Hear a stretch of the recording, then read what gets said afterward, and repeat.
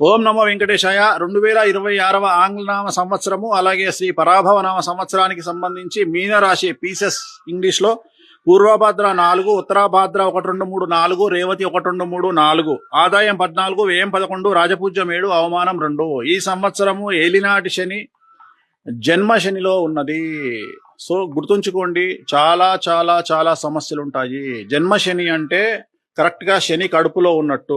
ఏలినాటి శని తల నుండి ప్రారంభమై కాళ్ల వరకు ఉంటుంది. ఎప్పుడైతే పొట్టలోకి వస్తుందో దాన్ని జన్మశని అంటాము. ఒకవైపు గురువు 4, 5, 6 అతిచారము, శని జన్మము, రాహువు వ్యయము. సో ఏ రకంగా తీసుకున్నా చాలా చాలా చాలా సమస్యలు ఈ సంవత్సరం ఉండబోతా ఉన్నాయి.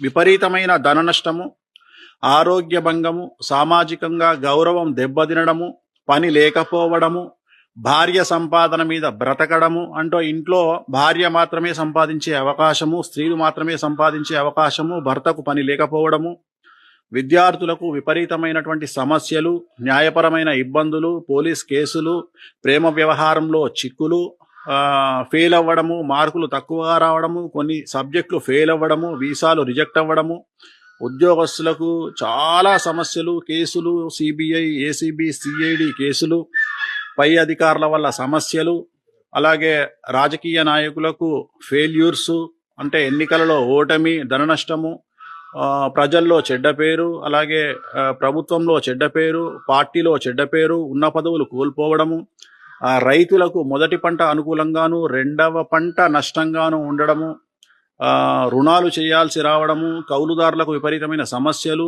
ఆల్మోస్ట్ ఆల్ మీకు ఏ రైతులకు తీసుకున్నా, ఉదాహరణ చేపల చెరువులు, రొయ్యల చెరువుల వారికి ఇబ్బందులు, పంట సరిగ్గా చేతికి అందకపోవడము, పోల్ట్రీ రంగంలో ఆశించిన స్థాయిలో అభివృద్ధి ఉండకపోవడము, కళాకారులు, క్రీడాకారులకు వ్యతిరేకమైన ఫలితాలు, మీకు రావాల్సినటువంటి అవకాశాలను వేరే వారు తీసుకొని పోవడము, సో చెడ్డ పేరు, చాలా సమస్యలు.